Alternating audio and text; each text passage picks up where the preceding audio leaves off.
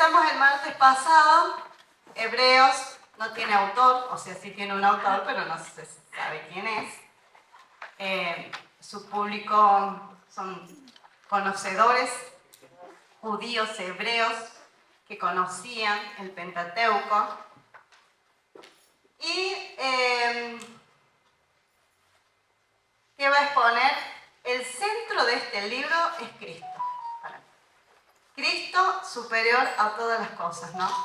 Y la obra de Cristo que nos libra de rituales y cosas de costumbres de este mundo. Y que todo lo que es diseñado por Dios, es la sombra de lo que es realmente, ¿no? Entonces acá hace la sombra y lo que se ve en realidad, la imagen misma, que es Cristo, desde un comienzo. Entonces, bueno, vimos que Cristo es superior a los profetas, porque una de las cosas que me gusta es que Él es heredero de Dios, y lo establece así, ¿no? En Él están escondidas todas las cosas, y Él está en nosotros. Y somos participantes de esta herencia por medio de Él. Superior a los ángeles, porque los ángeles eran importantes para el pueblo de los judíos. Ellos han traído algunos de los mensajes que el Señor quería para el hombre, pero acá dicen, los ángeles no son importantes, si bien fueron creados, pero ellos son creados para servir, y están en constante sirviendo a Dios Padre y ahora a su Hijo.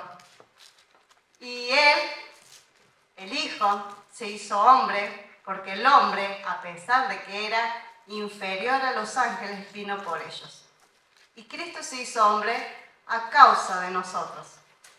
Entonces era el líder perfecto para llevarnos a la salvación, Cristo, ¿no? Superior a la tarea de Moisés, a lo que Dios le dejó y le encomendó a Moisés. ¿Por qué? Porque Él es dueño de la casa. Moisés simplemente cuidó de esa casa, que Cristo es dueño. Y además, porque Él era superior en cuanto a su tarea como sumo sacerdote. Bien, después vimos y nos quedamos en el 7, de que acá el autor trataba de decir que reciban a Cristo en su tarea de presentar, en su tarea como de sumo sacerdote, porque este sumo sacerdote no fue llamado como el llamamiento de los levitas, no vino de ahí, sino que vino de otro orden, y comparaba el de Melquisedec, quien no se dice ni quién eran sus padres, o sea, no tiene ni inicio ni final, pero sin embargo, Abraham, ellos que más amaban, sin embargo, reconoció a Melquisedec y le trajo el diezmo. Entonces, esta acción de reconocerlo como rey y quien él estaba ahí, hacía símbolo de que reconozcan a nuestro Cristo, ¿no? Además, pensando en que su sacerdocio es perpetuo, es para siempre, ¿no? Es inmutable, no cambia. Y que bajo juramento de Dios mismo juró por este sacerdocio en Cristo. Él mismo. Los otros no tuvieron juramento. Bien, hoy vamos a arrancar el 8, que el 8 va a seguir explicando parte del 7. De lo que viene hablando, de convencer a estos lectores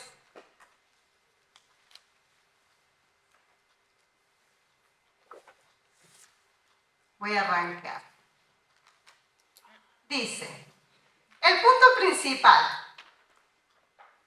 es el siguiente tema. Tenemos un sumo sacerdote, ¿no? Tratando de convencer en el capítulo 7, quien se sentó en el lugar de honor a la derecha del trono del Dios majestuoso en el cielo. ¿Por qué se sentó? Porque acabó la obra. Los sumos sacerdotes entraban y salían una vez al año. Siempre estaban, y ya lo vamos a ver, cómo compara al sumo sacerdote terrenal al de la obra de Cristo. Las acciones incluso. Él se sentó, este se sentó. Allí sirve como ministro en el tabernáculo del cielo.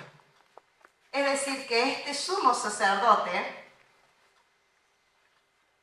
entró en el tabernáculo real, ¿no? El que fue diseñado acá en la tierra era la sombra de lo que es verdadero en los cielos. Este entró en el verdadero, ¿no? El verdadero lugar de adoración construido por el Señor y no por manos humanas. Acá no lo hicieron los que estaban llamados a hacer todo, a diseñar y acomodar todo los planos del Señor. Porque todo lo que hubo acá en la tierra lo hizo el hombre. En cambio, este no. Este fue diseñado por el Señor. Ya que es deber de todos sumo sacerdote presentar ofrendas y sacrificio. Entonces, ningún sacerdote, sumo sacerdote, puede entrar con las manos vacías. Sí o sí tenía que presentar ofrendas primero y después sacrificio. Sacrificio de sangre. Nuestro sumo sacerdote también tuvo que presentar una ofrenda. Si estuvieran aquí en la tierra, ni siquiera sería sacerdote, porque ya es sacerdote que presente las ofrendas que exige la ley.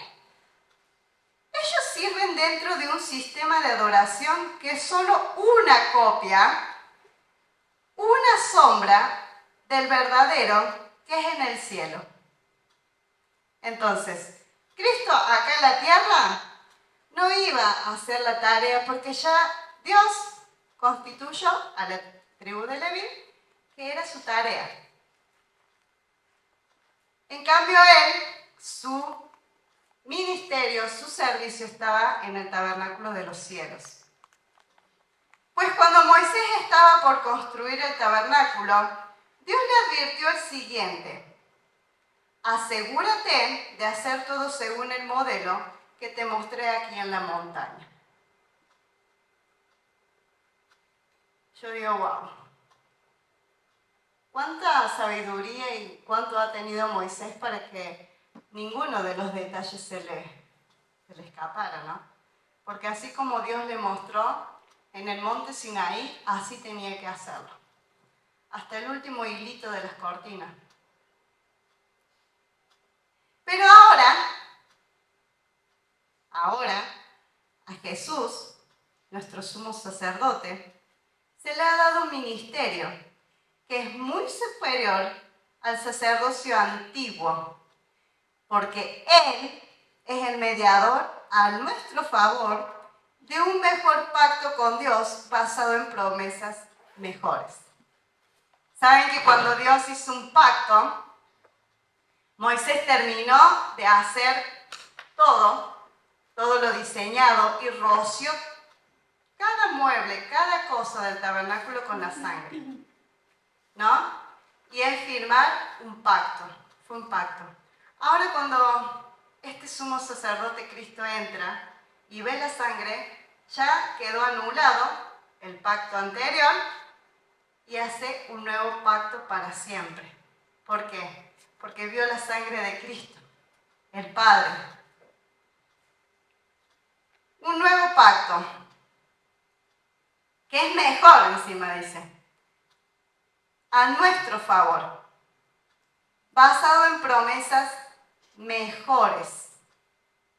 Si el primer pacto no hubiese tenido defecto, ¿no? Si hubiese cumplido como en realidad quería, no hubiese hecho este nuevo pacto, no hubiese habido acá entrado Cristo.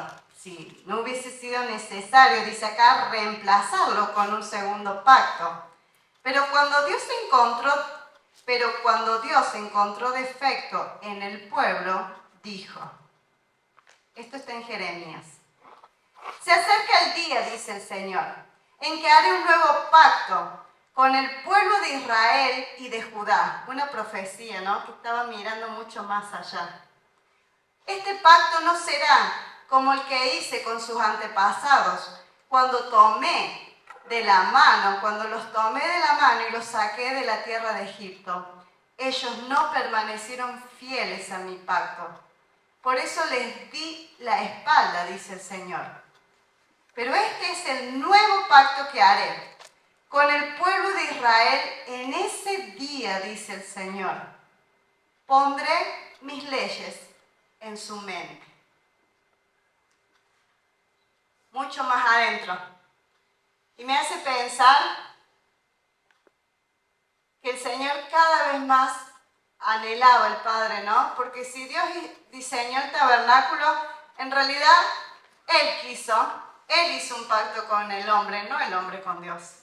Porque Él quiere estar cerca. Su anhelo y su deseo era estar cerca de cada uno. Por eso diseñó este tabernáculo donde Dios iba a habitar. ¿Para qué? Para tener una relación con el hombre.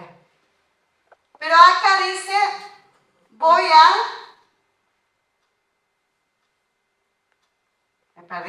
pondré mis leyes en su mente, en sus mentes. ¿No? Acá es en pensar, dice la mente, que discierne, que piensa, que delibera y que planea. Y en el corazón, sigue diciendo. Espera que me pierdo. El 10. El 10. Acá está. Y las escribiré en su corazón, en lo más íntimo. Yo seré su Dios y ellos serán mi pueblo. Y no habrá necesidad de enseñar a sus vecinos, ni habrá necesidad de enseñar a sus parientes, diciendo, deberías conocer al Señor. ¿Qué le mandó el Señor al pueblo de Israel? Las escribirás a los hijos, las enseñarás a tus hijos, las escribirás en los postes, las colgarás acá, allá, ¿no? Tenía la tarea de enseñarles a su hijo y que esto sea perpetuo, de generación en generación. Ahora, por medio de Cristo, Dios mismo lo pone en la mente y en el corazón, en dos lugares que es el centro del hombre. Nuestro ser interior va a empezar a vivir. Todos ya me conocerán, desde el más pequeño hasta el más grande. Perdonaré sus maldades y nunca más me acordaré de sus pecados. Cuando Dios habla de un nuevo pacto, quiere decir que ha hecho obsoleto el primero, el cual ha caducado y pronto desaparecerá. O sea, dejar a Cristo por volver al viejo pacto, si no está, ya está caducado, le decían. Ahora el nuevo pacto está impreso en sus corazones y en su mente.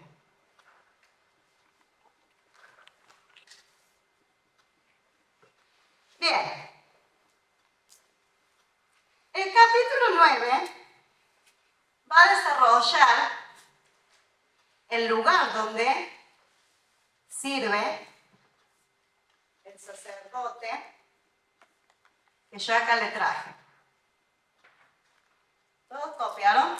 Sí. Bueno, le voy a pegar la pelota.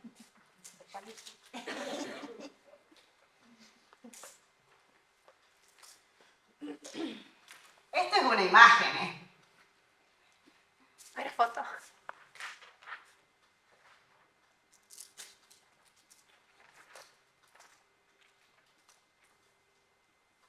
Esto era todo por fuera y lo de acá es lo que está acá adentro, ¿no? Y acá adentro lo va a dividir en dos cuando va leyendo el 9.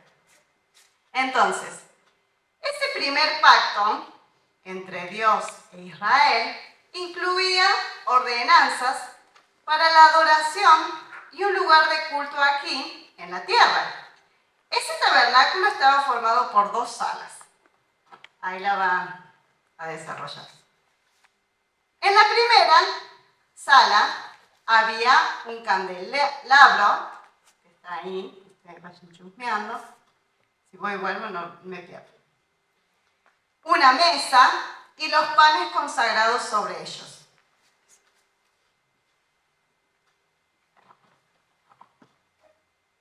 Esta sala se llama lugar santo.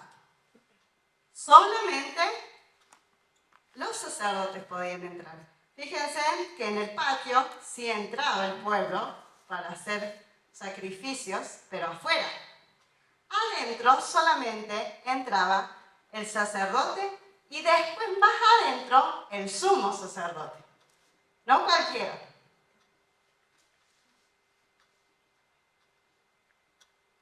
Luego había una cortina, detrás de la cual se encontraba la segunda sala, llamada lugar santísimo. En esa sala había un altar de oro, ¿saben? Cubierto por dentro y por fuera. Dentro, ¿dónde estoy?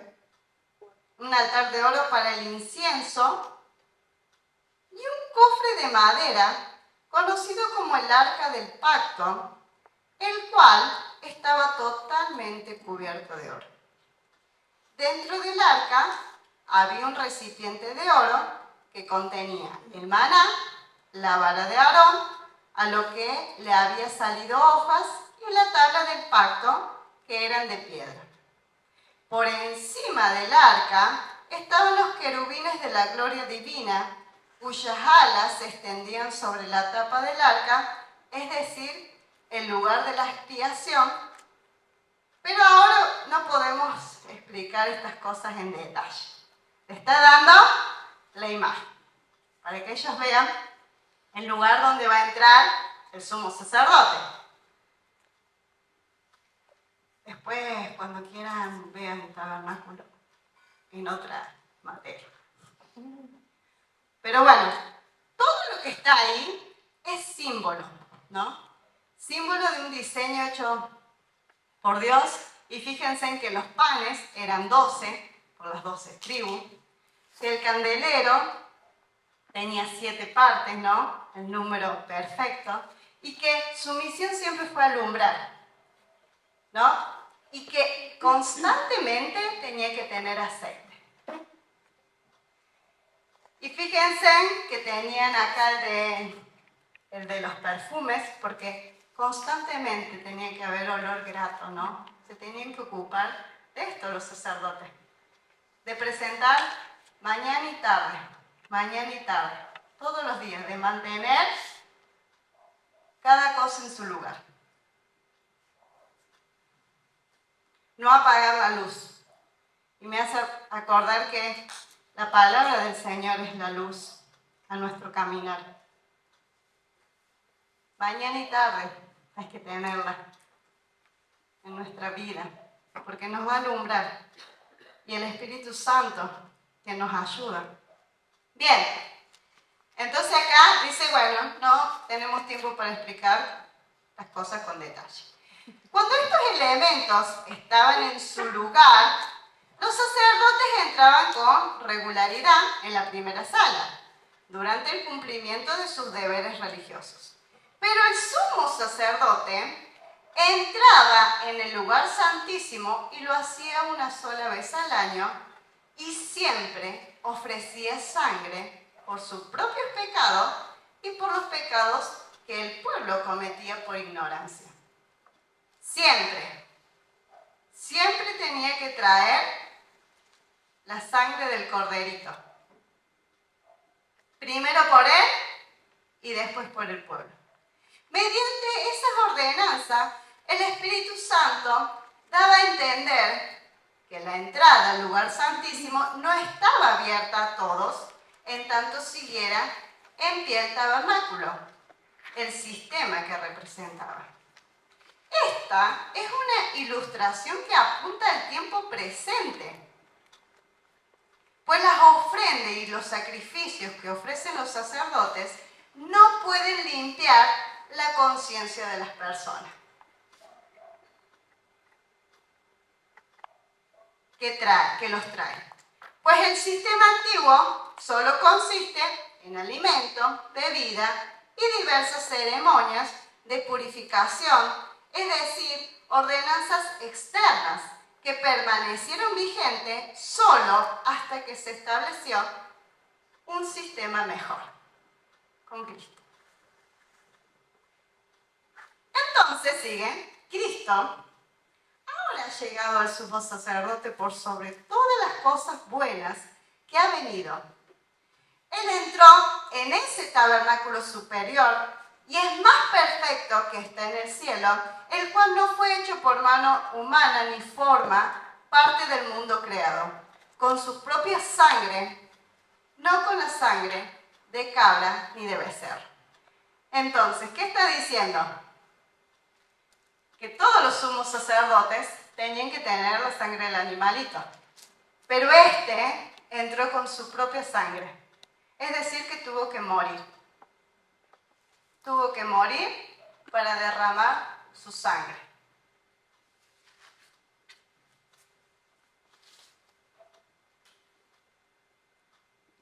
Entró en el lugar santísimo una sola vez y para siempre. Ya no salió más, como los demás sacerdotes que entraban y salían, que entraban y tenían que volver a entrar con la sangre de nuevas víctimas, porque cada año eran nuevas víctimas. Cada año era un corderito. Cada año. Este entró una sola vez y para siempre, porque su sangre le agradó al Padre. Y ya dijo, hasta acá, es lo que yo quería. Era la sangre que yo esperaba. Ya está, ¿no? Una vez y para siempre, y aseguró nuestra redención eterna. Nos compró, nos redimió.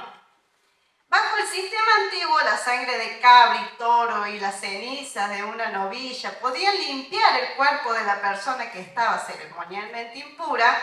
Imagínense cuánto más la sangre de Cristo nos purifica la conciencia de acciones pecaminosas. ¿Cuánto más? Para que adoremos al Dios viviente. Pues por el poder del Espíritu Eterno, Cristo se ofreció a sí mismo a Dios como sacrificio perfecto por nuestro pecado. Fue el sacrificio perfecto. Entonces, acá vemos que el sumo sacerdote hizo el sacrificio perfecto. El verdadero, el que entró por nosotros, ¿no? Fue perfecto su sacrificio. Por eso, Él es el mediador de un nuevo pacto entre Dios y la gente. Yo digo, se rasgó el velo y cada vez que entraba el sumo sacerdote al lugar santísimo, todo el pueblo estaba a la espera a ver si salía, ¿no? Yo iba esperando si la sangre de ese corderito cubría los pecados de todo el pueblo. Porque cada año la sangre de ese corderito les recordaba los pecados. Entonces, todo el pueblo esperando si salía o no el sumo sacerdote, ¿no? Cristo entró, se rasgó el velo y ahora su cruz, su sacrificio es el que está ahí, el mediador entre Dios y el hombre. Ya no hay nadie, sino Cristo, por su sangre. Para todos, dice, para que todos los que son llamados puedan recibir la herencia eterna que Dios les ha prometido. La vida eterna, ¿no? El saber que somos llamados y tenemos una herencia eterna. Pues Cristo murió para liberarnos del castigo por los pecados que habían cometido bajo ese primer pacto. Cristo murió. Su sangre va a confirmar el nuevo pacto. No tenemos más restricciones. Ahora está Cristo como nuestro mediador. Por eso en los capítulos antes, cuando le dice acerquémonos confiadamente al trono de la gracia. Acerquémonos. Ya no había un límite, ¿no? Tenemos a Cristo que es nuestro mediador y podemos entrar confiadamente al trono de la gracia, a ese lugar, ¿no? Y dice, acérquense. Ahora tienen entrada y libre acceso. Entren. Acérquense. Ahora bien, 16. Cuando alguien deja un testamento, ¿no? Es necesario comprobar que la persona que lo hizo ha muerto. Este nuevo pacto, ¿no? Es necesario. Esto se cumplía cuando se veía la sangre derramada. Y si esta sangre era aceptada, ¿no? Entonces, es necesario primero comprobar que la persona que lo hizo ha muerto. El testamento solo entra en vigencia después de la muerte de la persona. Mientras viva el que lo hizo, el testamento no puede entrar en vigencia, este nuevo pacto. Por eso, aún el primer pacto fue puesto en vigencia con la sangre de un animal. Pues después de que Moisés había leído cada uno de los mandamientos de Dios a todo el pueblo, hizo, tomó la sangre del becerro y las cabras, juntó con agua y roció tanto el libro de la ley de Dios como todo el pueblo con ramas de hisopo y lana de color escarlata. Entonces dijo, esta sangre confirma el pacto que Dios ha hecho con ustedes.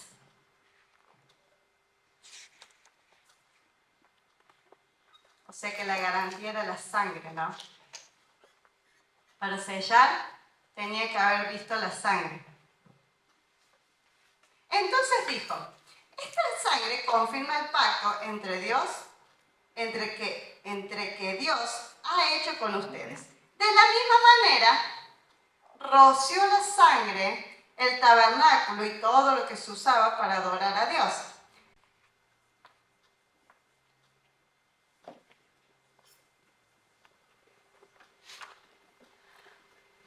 Quitar en derredor, ¿no? Eso hizo. Quitó todo. La sangre. Ahora me perdí, díganme por dónde vamos. Acá. ¿Ah? 27. Y así como cada persona está destinada a morir una sola vez y después vendrá el juicio, así también Cristo fue ofrecido una sola vez y para siempre, a fin de quitar los pecados de muchas personas. Cristo vendrá otra vez, no para ocuparse de nuestro pecado, sino para traer salvación a todos los que esperan con anhelo su venida.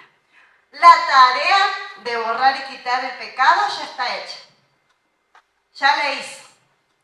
Ahora viene salvación, ¿no? Ahora viene salvación. Y fue así que Él ocupó nuestro lugar, porque nosotros deberíamos haber muerto. Pero Cristo se puso en nuestro lugar, ¿no?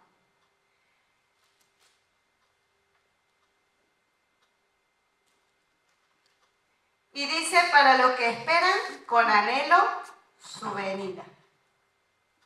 Para los que esperan.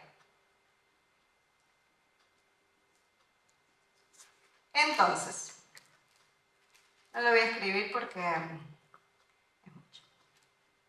Pero yo había hecho un cuadrito, ¿no? El sumo sacerdote entraba en el lugar santísimo terrenal, en cambio Cristo entró en el lugar santísimo celestial, porque fue el lugar donde no fue hecho por hombre. Entra con la sangre del animal, Cristo entró con su propia sangre. Por eso es mayor el ministerio y lo que hizo este sumo sacerdote en comparación a todos los sumos sacerdotes, ¿no?, de la descendencia de los levitas, a lo que hacían después de Aarón. Por eso fue mayor. Una vez en el año entraban para cubrir, pero Cristo entró una sola vez y para siempre, asegurando nuestra redención.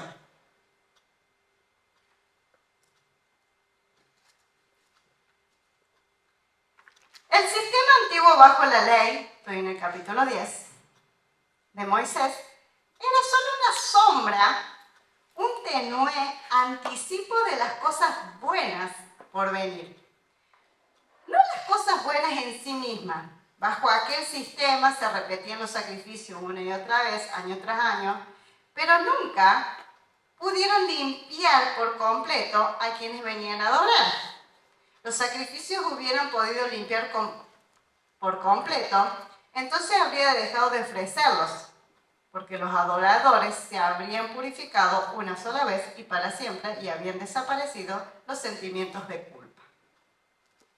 Pero en realidad esos sacrificios les recordaban sus pecados años tras años.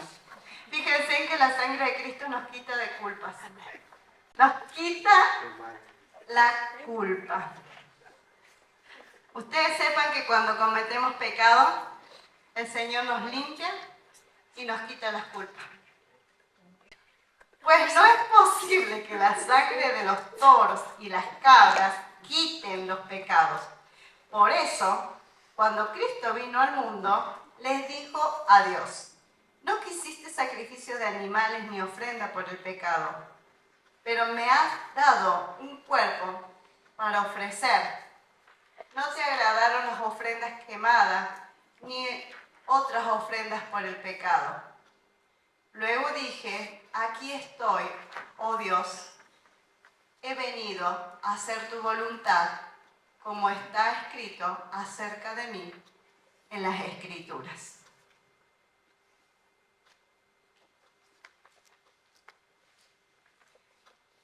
He venido a hacer tu voluntad, ¿no? El Hijo. Mi propia vida, por amor a nosotros. Primero Cristo dijo: no quisiste sacrificios de animales, ni ofrenda por el pecado, ni ofrendas quemadas, ni otras ofrendas por el pecado. Tampoco te agradaron todas estas ofrendas, aun cuando la ley de Moisés las exige. Luego dijo: aquí estoy, he venido a hacer tu voluntad, entregándose a sí mismo en el altar, ¿no? No te agradó lo que hicieron acá, pero acá estoy yo ahora. Ahora yo estoy. Ahora yo soy la ofrenda. Él anula el primer pacto para que el segundo entre en vigencia. Pues la voluntad de Dios fue que el sacrificio del cuerpo de Jesucristo nos hiciera santos una vez y para siempre. Bajo el antiguo pacto, el sacerdote ofrecía de pie delante del altar día tras día, ofreciendo los mismos sacrificios una y otra vez, los cuales nunca pueden quitar los pecados. Pero nuestro sumo sacerdote se ofreció a sí mismo como un solo sacrificio por los pecados válidos para siempre.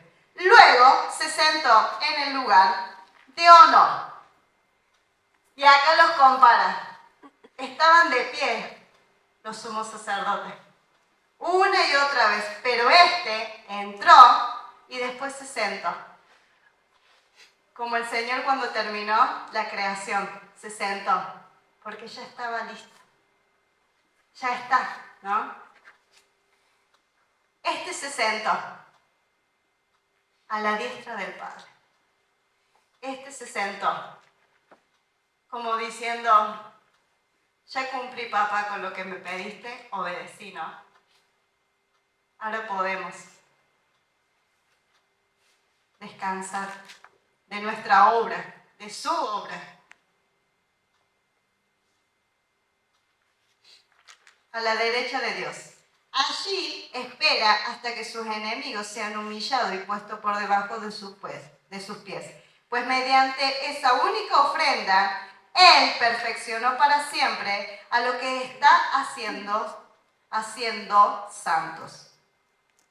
El Espíritu Santo también da testimonio de que esto es verdad.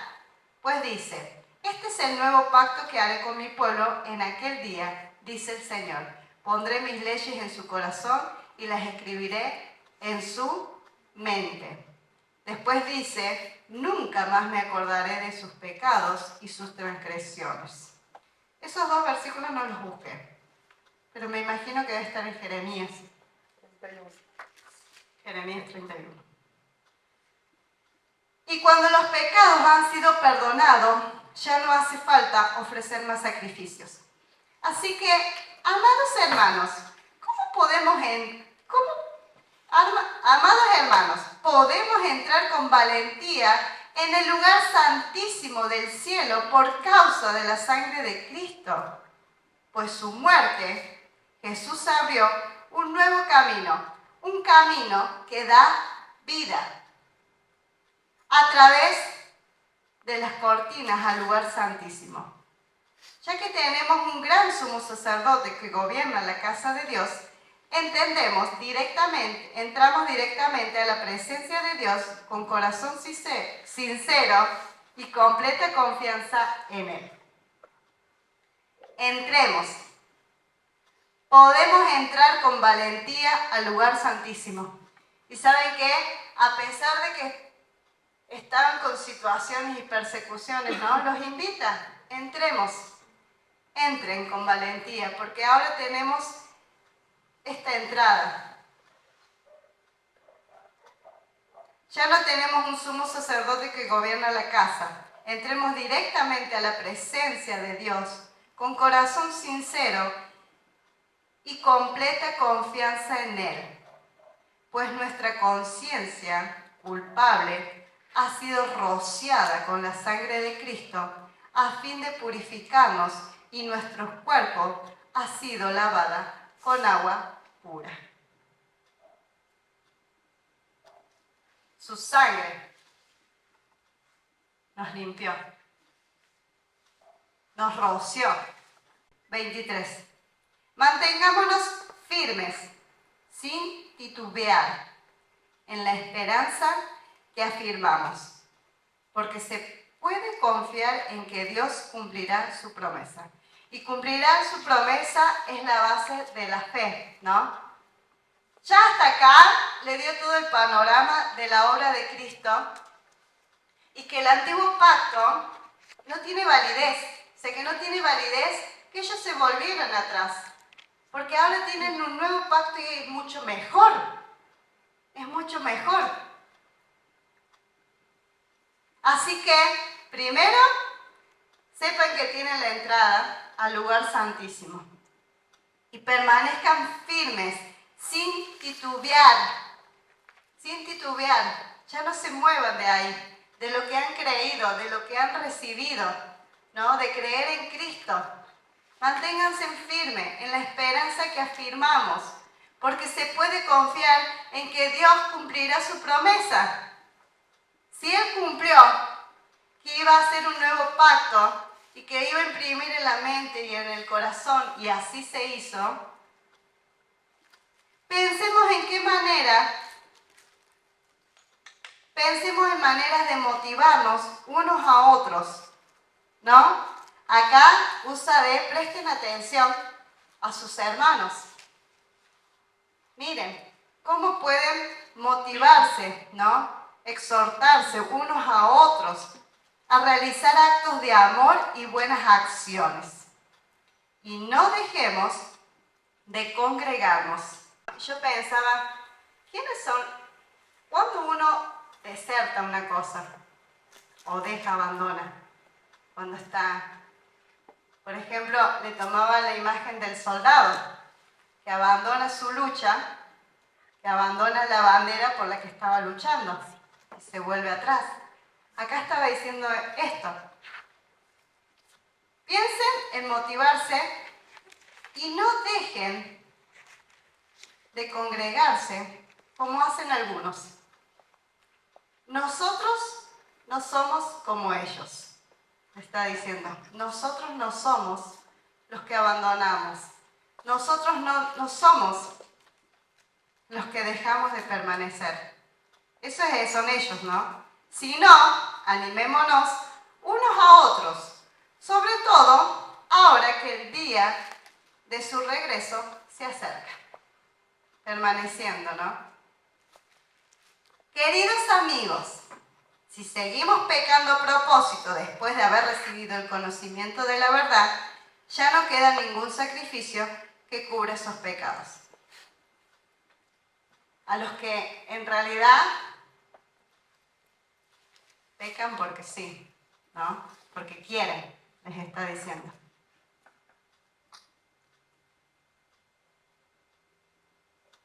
A propósito, solo queda la terrible expectativa del juicio de Dios y el fuego violento que consumirá a sus enemigos, pues todo el que se rehúsa a obedecer la ley de Moisés, era ejecutado sin compasión por el testimonio de 2 o 3 testigos. Y ellos sabían bien, los que presentaron el fuego jugando, cómo les fue, ¿no? Ellos sabían lo que les esperaba. Entendían esto. Piensen, pues, ¿cuánto mayor será el castigo para quienes han pisoteado al Hijo de Dios y han considerado la sangre del pacto, la cual nos hizo santo, como si fuera algo vulgar e inmundo, y han insultado y despreciado al Espíritu Santo que nos trae la misericordia de Dios?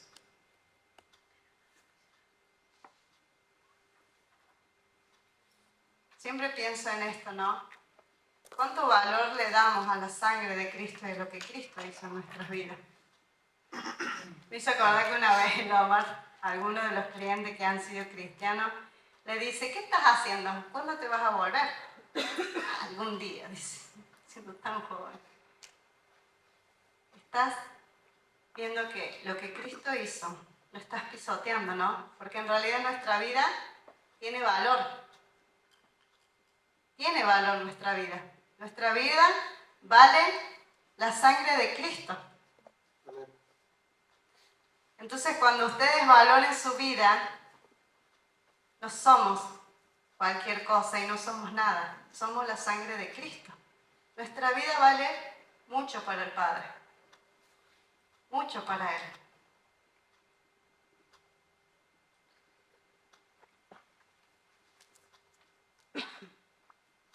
El testimonio dice acá que nos trae misericordia, pues conocemos al que dijo, está en Deuteronomio 32-35, yo tomaré venganza, yo les pagaré los que se merecen. También dijo, esto también está en el Salmo, ¿no? El Señor juzgará a su propio pueblo. Él mismo. Es algo aterrador caer en manos del Dios vivo. Acuérdense Acuérdense de los primeros tiempos cuando recién aprendían acerca de Cristo. Recuerden cómo permanecieron fieles aunque tuvieron que soportar terriblemente sufrimientos. Algunas veces los ponían en ridículo públicamente y los golpeaban. Otras veces ustedes ayudaban a los que pasaban por lo mismo. Sufrieron junto con los que fueron metidos en la cárcel y cuando a ustedes les quitaron todos sus bienes, aceptaron con alegría. Sabían que en el futuro les esperaba cosa mejor que durará para siempre. Recuerden su primer amor. Recuerden su primer amor. No se enfríen. Recuerden el amor que los movió a que permanecieran fieles a pesar de todo lo que han pasado y que tuvieron que soportar.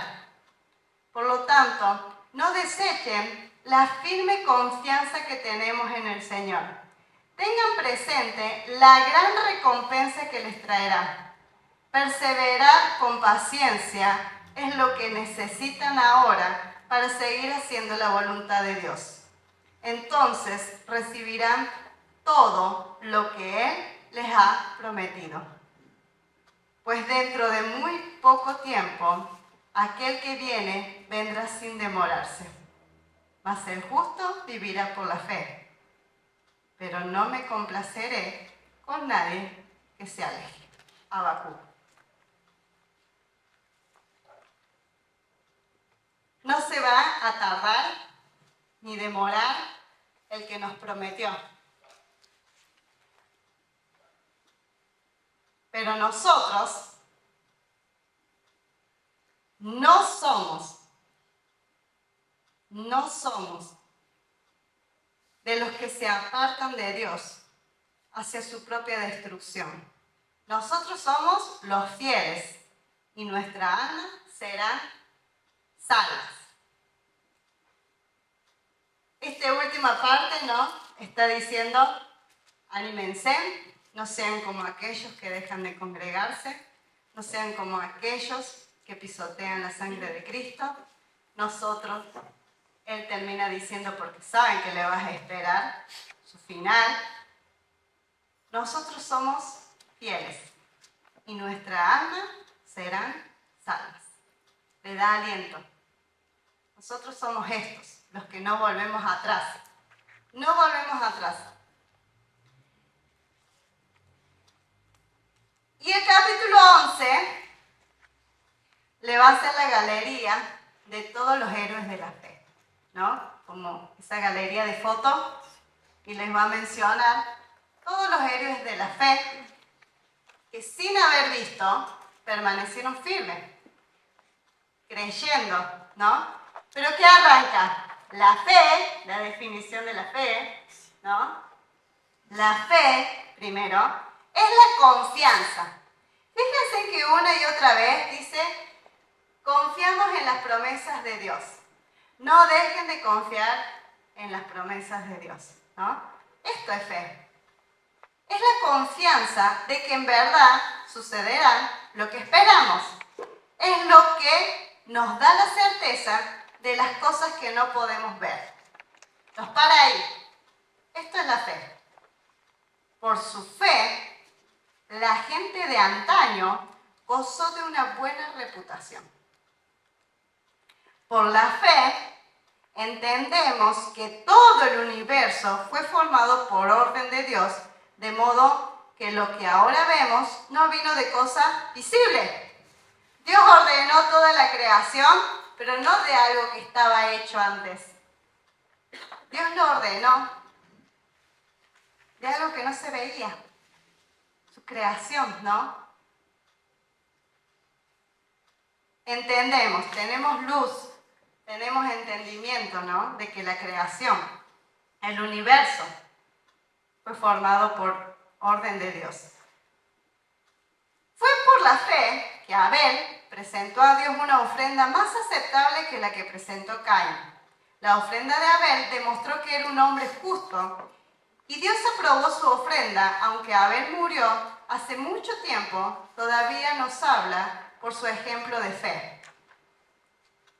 presentar una ofrenda conforme al corazón de Dios, guiado.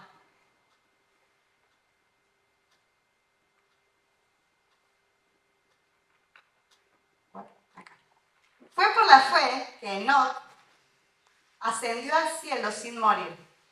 Desapareció porque Dios se lo llevó. Pues antes de ser llevado, le conocía como una persona que agradaba a Dios. De hecho, sin fe es imposible agradar a Dios.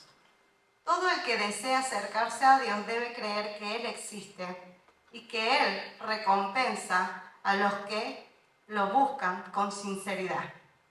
Enoc caminó con Dios, pero caminó creyendo que Él estaba y que existía, ¿no? Que tuvo esto de caminar al lado de Él, porque Él sabía. Y yo digo 365 años, ¿no? Como todos los días, hay que caminar sabiendo de que Dios está, de que Dios es real. Yo siempre admiro a Enoc. Yo digo todos los días de su vida. Todos los días de su vida caminó con Dios. ¿Tuvo hijos y hijas? Sí. Pero dice que todos los días caminó. Desde que se levantaba hasta que se acostaba, me imagino yo. Una vida tan íntima con Dios. Una vida llena de la presencia. Porque Él caminó. Me da la sensación como que iba a creer así, cada vez que caminaba, ¿no? Hablaba, planeaba, me imagino. No sé, Dios le habrá mostrado proyectos. Pero esa relación de todos los días. De todos los días. Y a veces caminar es disfrutar de la presencia del Señor. Todo este tiempo, yo digo, bueno, el lunes creo que el Señor me habló tan fuerte porque yo amo la palabra del Señor. Y siempre, no sé, me encanta leer mucho, pero estos tiempos el Señor me dice, pero vos estás disfrutando mi palabra. A veces leemos para hacer, no sé, la tarea, para aprender un poco más, pero en realidad la palabra me la escribió para mí, para mirar lo que Él quiere. ¿Estás disfrutando de mi palabra?, me dijo el Señor. ¿La estás disfrutando como siempre la amé? Yo digo, bueno, Señor, esta semana no vuelvo a repasar, sino que leo tu palabra disfrutándola, porque es para mí. Perdón. Fue por la fe de Noé, construyó un barco grande para salvar a su familia del diluvio, en obediencia a Dios, quien le advirtió de cosas que nunca antes habían sucedido. Le creyó a Dios. Le creyó. Porque Dios le advirtió de algo que todavía no iba a suceder. Como decir, iba a suceder un diluvio si nunca llovió. Pero le creyó. En obediencia. Por su fe, Noé condenó al resto del mundo y recibió la justicia que viene por la fe. Si bien Él les dio la oportunidad, ¿no?, de que podían entrar, porque Dios diseñó para todo aquel que creía, pero sin embargo todos los que estaban ahí, ninguno. Y Él pudo salvar a su familia. Fue por la fe que Abraham obedeció cuando lo llamó para que dejara su tierra y fuera a otra que Él la daría por herencia. Se fue sin saber a dónde iba. Incluso cuando llegó a la tierra que Dios le había prometido, vivió allí por fe, pues era como un extranjero que vive en carpa. Lo mismo hicieron Isaac y Jacob, quienes heredaron la misma promesa. Por fe. Yo digo, esta fe estuvo en Isaac y en Jacob. Eran extranjeros, ¿no? Pero ellos creyeron que era para mí mi descendencia. Abraham esperaba con confianza una ciudad de cimientos eternos, una ciudad diseñada y construida por Dios. Estaba mirando mucho más allá. Y acá vemos, después lo vuelvo a mencionar a Abraham, ¿no? Pero Abraham que creyó y salió de su lugar sin saber a dónde iba, pero le creyó a Dios. Dejó todo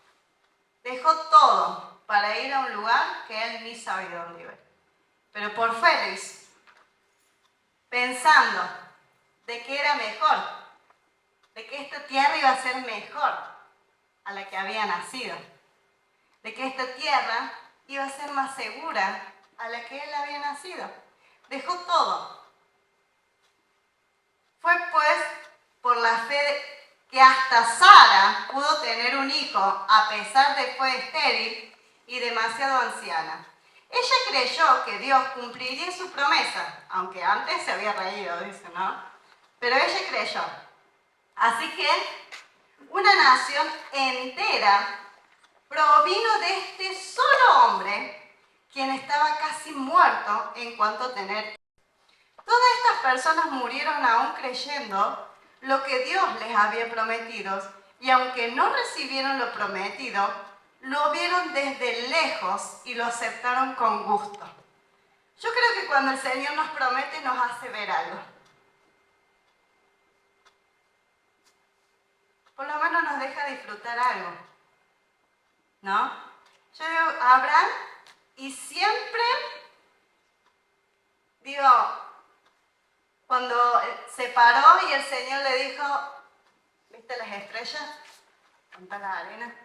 ¿No? Es como que con sus ejemplos, saber que yo te voy a dar una nación así. Que habrá visto la tierra de lejos, la vio y estuvo.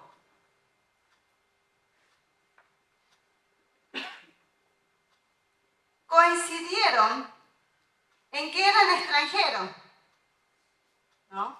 Abraham, Isaac, Jacob eran extranjeros y nómadas aquí en este mundo. Es obvio que quienes se expresan así esperan tener su propio país. Si hubieran añorado el país del que salieron, bien podría haberse regresado. Sin embargo, buscaban un lugar mejor, una patria celestial. Por eso, Dios no se avergüenza de ser llamado el Dios de ellos, pues le ha preparado una ciudad. Fue por la fe de Abraham que ofreció a Isaac un sacrificio cuando Dios lo puso a prueba.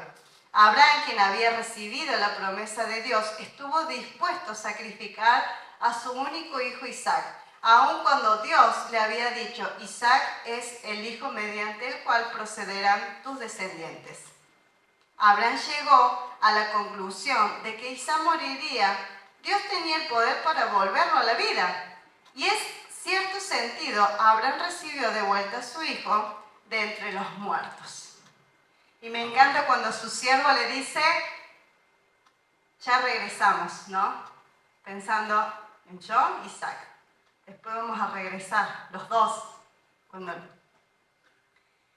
Fue por la fe que Isaac, ahora viene su hijo, prometió a sus hijos, Jacob y Esaú, bendición para el futuro.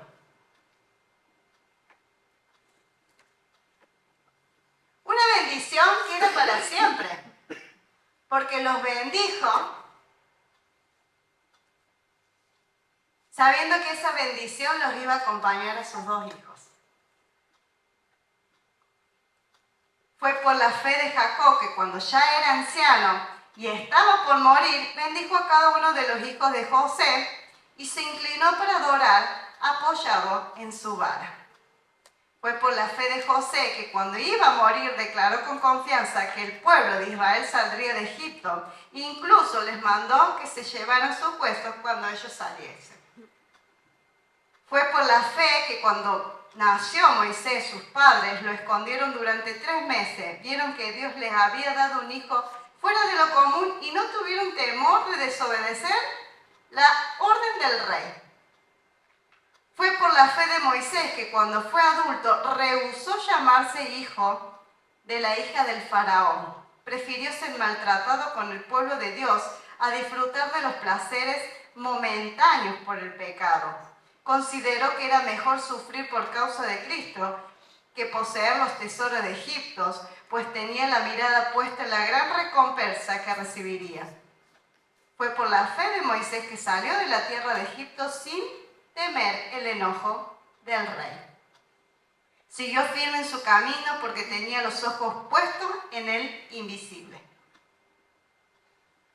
Fue por la fe que Moisés ordenó que el pueblo de Israel celebrara la Pascua y rociara con sangre los marcos de la puerta para que el ángel de la muerte no matara a ninguno de sus primeros hijos varones.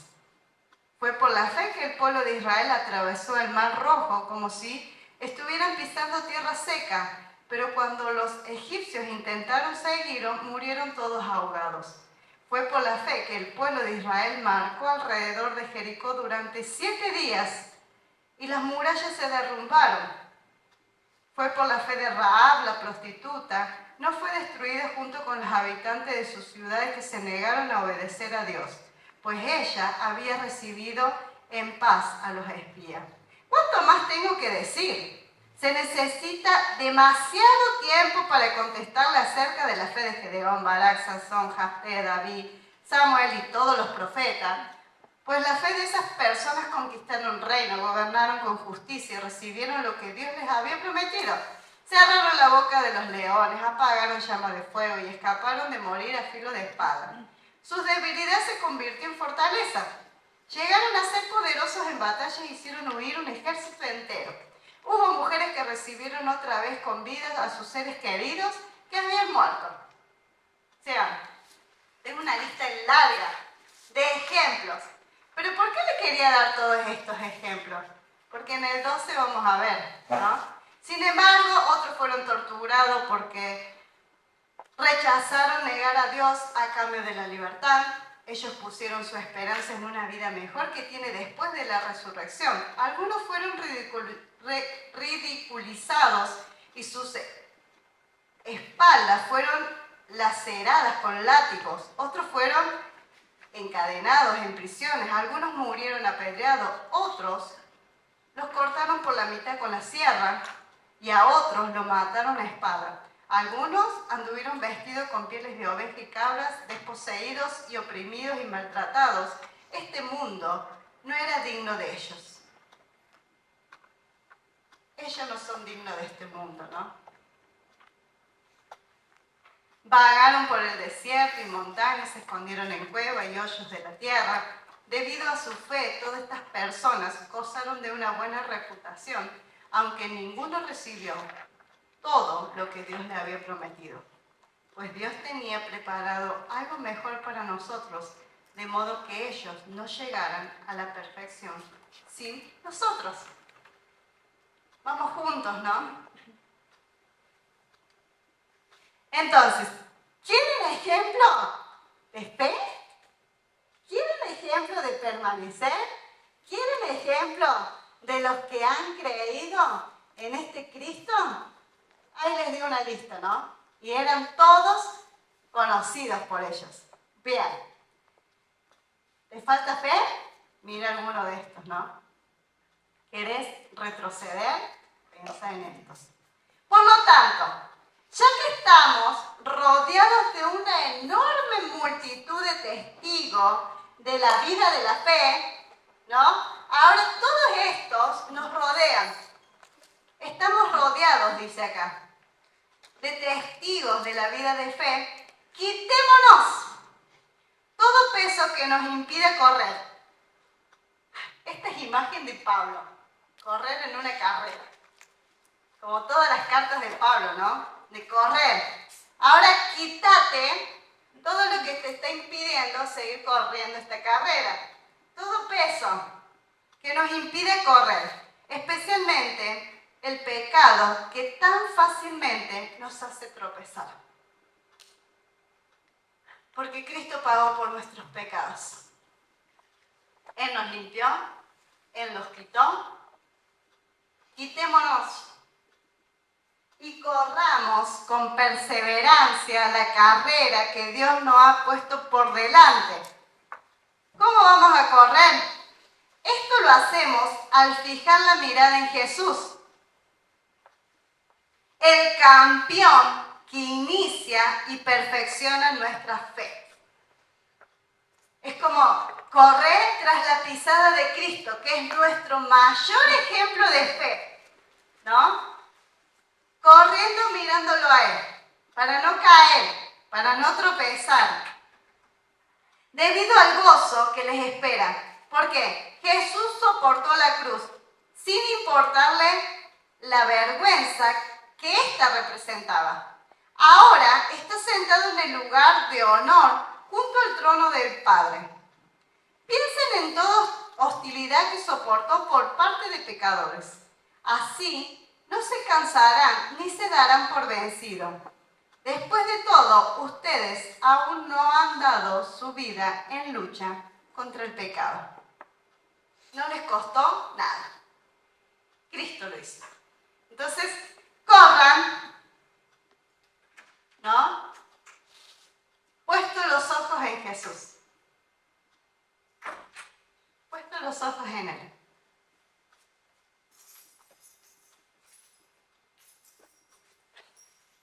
¿Acaso olvidaron las palabras de aliento con que Dios les habló a ustedes como a hijos?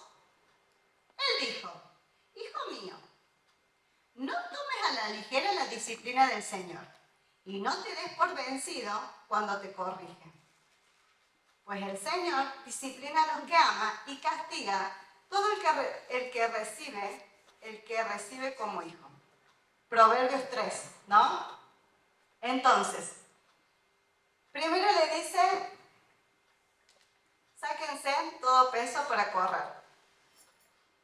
Si Dios nos está corrigiendo y disciplinando, es para que soportemos.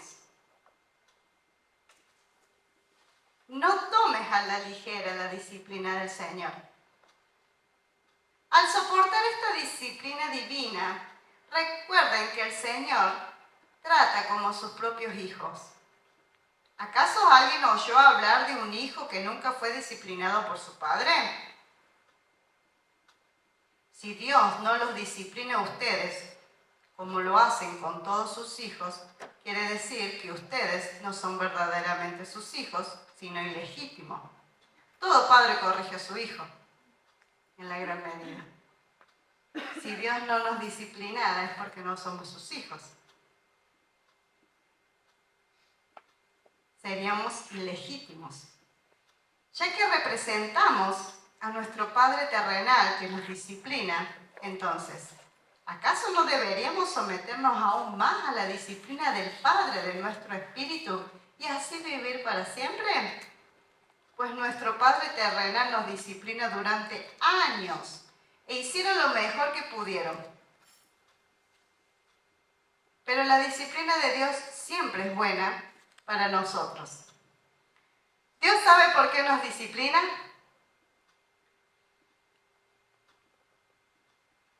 Él sabe los propósitos de la disciplina, ¿no? A veces nosotros los padres disciplinamos y nos equivocamos, ¿no? Y muchas veces disciplinamos mal porque no sabemos para qué disciplinamos a nuestros hijos.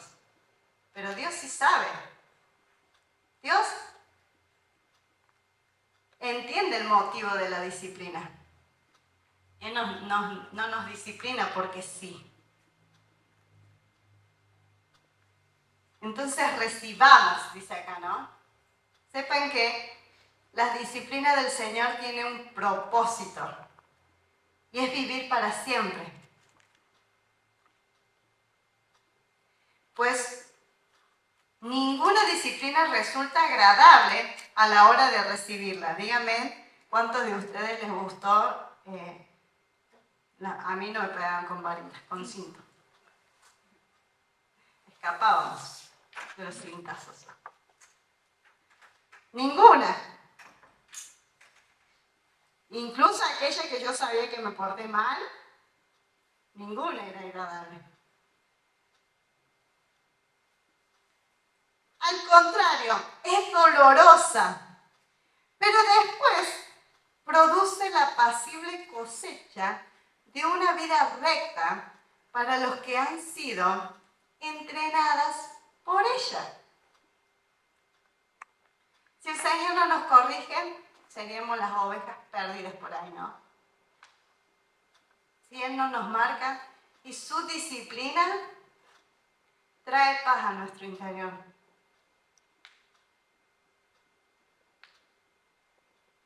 Y nos consuela. Necesitamos ser disciplinados por el Señor.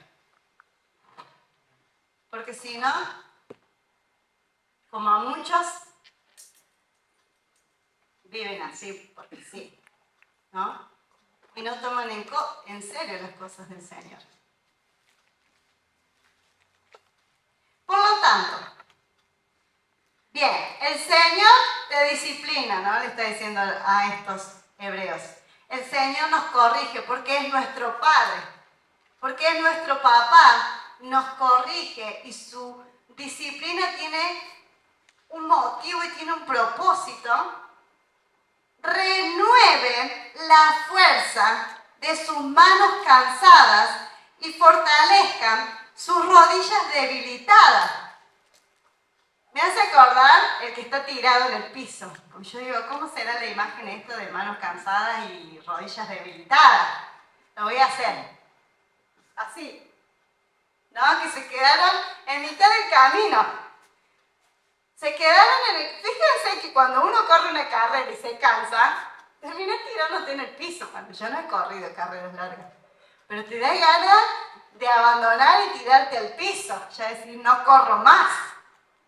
Pero acá, ¿qué dicen? Renueven las fuerzas de sus manos cansadas y fortalezcan sus rodillas debilitadas. Tracen un camino recto para sus pies, para no caer, para no tropezarse, a fin de que los débiles y los cojos no caigan, sino que se fortalezcan. De levantarlo para que sigan. Y me gusta esto. Ahora la tarea era de ellos. Primero, renueven. Después que les dijo un montón, ¿no? De repasar el Pentateuco, de poner a Cristo sobre todas las cosas. Bueno, ¿entendieron? Ya dicen, renuévense. Y sigan corriendo la carrera. No se queden ahí, ¿no? Bueno, listo. Ahora vamos. Tienen que agarrar, renovar las fuerzas, trazar un camino recto,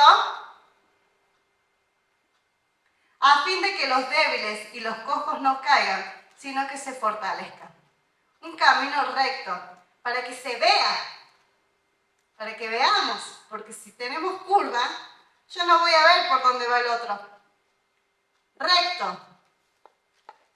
Esfuércense por vivir en paz con todos. Procuren llevar una vida santa. ¿Será que tenían algunas disputas entre hermanos, no? Pero acá dice, esfuércense por vivir en paz con todos. Esto para nosotros también. Esforcémonos por vivir en paz con todos. Procuren llevar una vida santa, porque los que no son santos no verán al Señor. Cuídense unos a otros, para que ninguno de ustedes deje de recibir la gracia de Dios. Tengan cuidado de que no brote ninguna raíz venenosa de amargura. Que no brote. O sea que ni siquiera tiene que haber una semilla. Nada. Raíz venenosa de amargura, la cual los trastornen a ustedes y envenenen a muchos. Asegúrense de que ninguno sea inmoral ni prófano como Esaú. ¿Qué hizo? Que vendió, desperdició su bendición. Primogenitura. Que cambió sus derechos de primer hijo varón por un simple plato de comida. Y me gusta esto. Esfuércense primero. Cuídense y asegúrense. Acciones, ¿no? Ustedes saben que después, cuando quiso recibir la bendición de su padre, fue rechazado. Ya era demasiado tarde para arrepentirse, a pesar de que suplicó con lágrimas amargas. No vendan la bendición eterna, ¿no? No vendan a lo que Dios lo llamó, su llamado. Ustedes no se han acercado a una montaña que se puede tocar, a un lugar que arde en llama, un lugar de oscuridad y tinieblas, y rodeados por un torbellino, como le sucedió a los israelitas, que cuando llegaron al monte Sinaí empezaron a temblar todos. Ustedes no están en eso, ¿no? Que Moisés tuvo que marcar y decir hasta acá, y el pueblo se quedó ahí temblando. ¿No les ha tocado?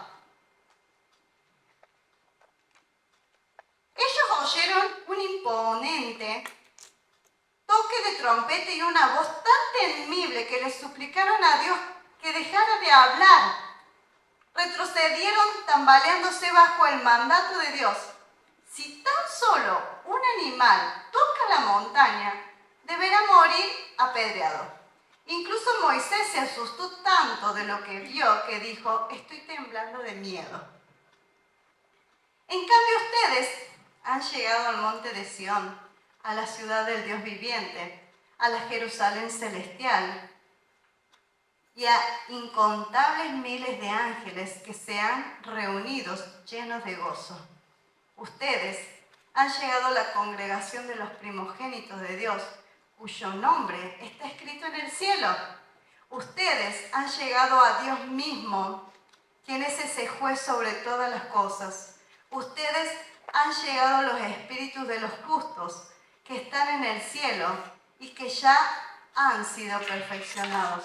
Ustedes han llegado a Jesús, el mediador del nuevo pacto entre Dios y la gente.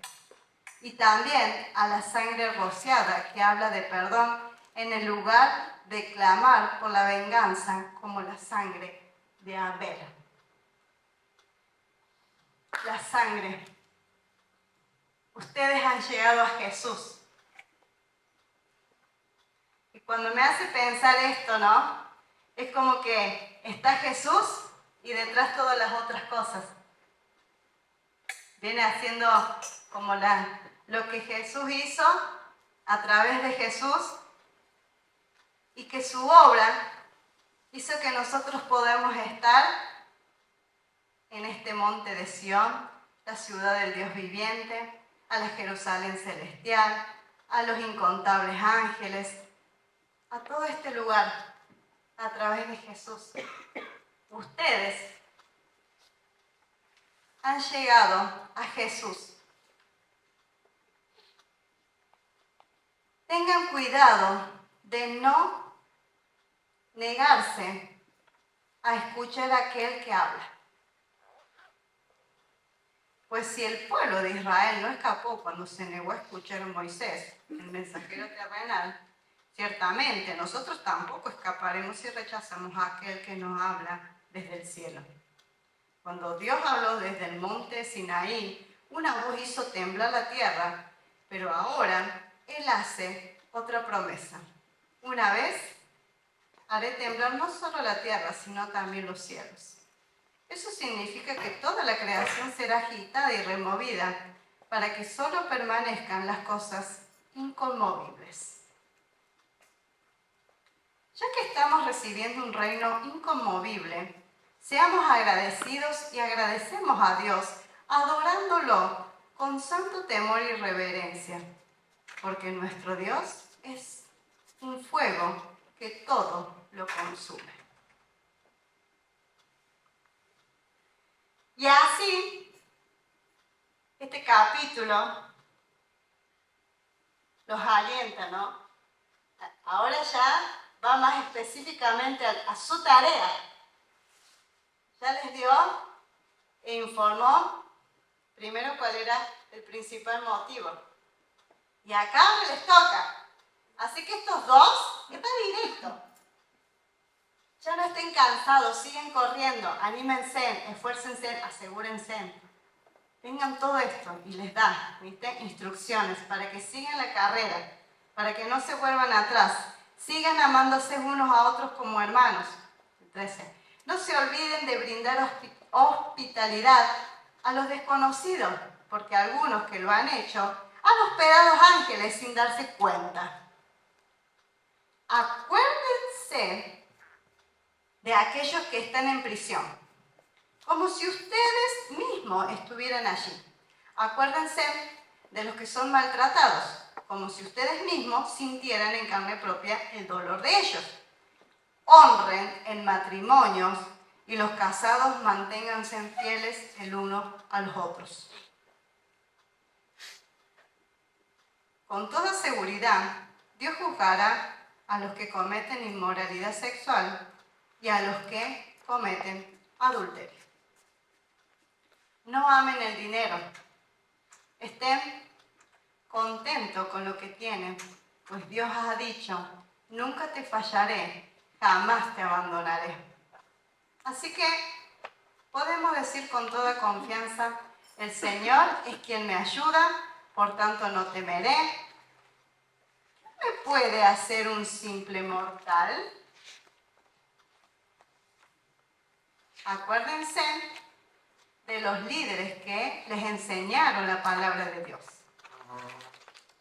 Primero empieza con el amor fraternal, ¿no? De amarnos unos a otros. Después, con que nuestra vida tiene que seguir marcando testimonio de saber que el matrimonio es instituido por Dios y que Dios bendice. Dios nos bendice. Y que no se afanen por las cosas de este mundo. No se afanen por el dinero. No se preocupen. Si tenemos la plena confianza de que Dios es quien nos provee todos los días, ¿no? Y somos agradecidos, porque en medio de crisis económicas, Dios nos da mucho más de lo que podemos desear querer, porque Él es bueno. Dios es generoso. Así que confíen. Acuérdense de los líderes que le enseñaron la palabra de Dios. Piensen en todo lo bueno que haya resultado de su vida y sigan en el ejemplo de su fe. Jesucristo es el mismo ayer, hoy y siempre. Así que no se dejen cautivar por las ideas nuevas y extrañas. Su fortaleza espiritual proviene de la gracia de Dios y no depende de reglas sobre los animales que de nada sirve a quienes las siguen. El sacerdote y todos los levitas siempre comían de lo que quedaba de los sacrificios. Ellos comían del altar, ¿no? De lo que quedaba en el altar. Por eso decía que estos sacrificios eran comida, bebida.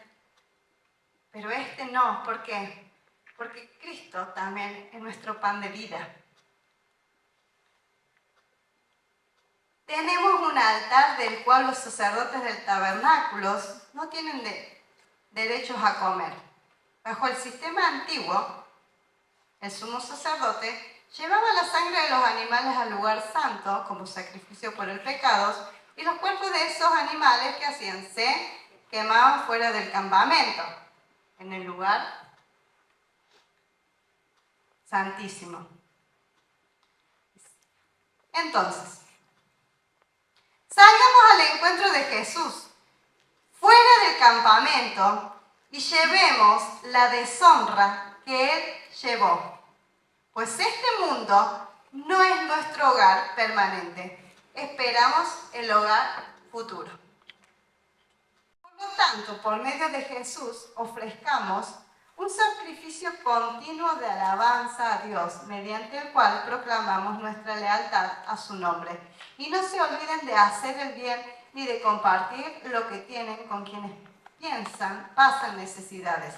Estos son los sacrificios que le agradan a Dios. Pensar, ¿no? Compartir. Obedezcan a sus líderes espirituales y hagan lo que ellos dicen. Su tarea es cuidar el alma de ustedes y tienen que rendir cuentas a Dios. Denle motivo para que le hagan con alegría y no con dolor.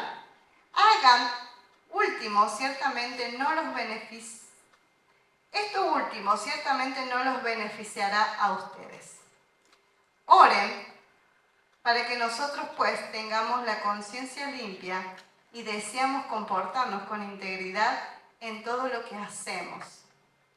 Qué lindo es pensar que él también veía que necesitaba de ellos, que necesitaba sus oraciones y que ellos también podían ver que sus oraciones le hacían bien al que estaba escribiendo los hebreos, ¿no? Que era importante. Oren especialmente para que pueda regresar a verlos.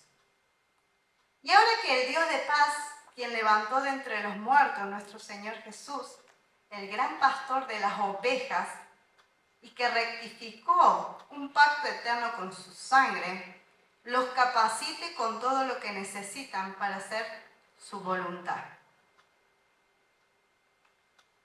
Como dice Santiago, el que le falta sabiduría, pídasela a Dios.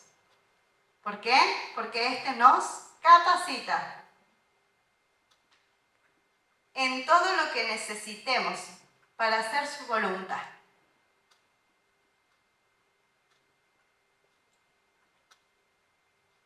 Que Él produzca en ustedes, mediante el poder de Jesucristo, todo lo bueno que a Él le agrada.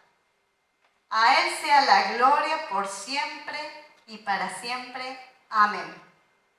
Les ruego, amados hermanos, que hagan caso a lo que les escribí en esta breve exhortación. O sea, pongámosle. Quiero que sepan que nuestro hermano Timoteo ya salió de la cárcel. Si llegara pronto, lo llevaré conmigo cuando vaya a verlo. Saluden a todos los líderes y a todos los creyentes que están allí. Los creyentes de Italia les envían sus saludos. Que la gracia de Dios sea con todos ustedes. Termina como Tito, 3:15. Igual que Tito termina acá. Pero bueno.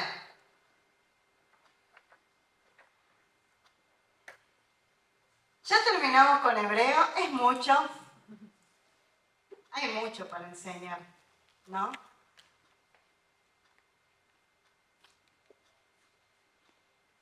Pero bueno, yo pensando en este libro tan cortito, en este libro tan... ¿Saben que Cristo mora en nuestros corazones? Él está en nuestro interior. Así que vivamos, ¿no? Sabiendo de que nosotros somos su casa. el lugar donde la presencia está. Que podamos pensar que tenemos esta libre entrada al lugar donde está el Padre. Entonces no nos afanemos por las cosas que nos pasan o no nos pongamos tristes. Si tienen libre acceso y poder ir al Padre en todo lo que nos pasa, ¿no? Y tener la plena confianza de que nuestro Padre ahora se alegra de poder vernos, porque está la sangre de Cristo. Así que aprovechemos y disfrutemos de la obra terminada en Cristo. De esta obra que el Señor terminó por nosotros y que se sentó en el trono.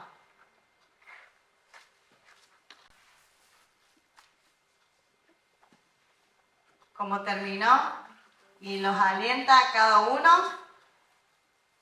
levántense, siguen corriendo,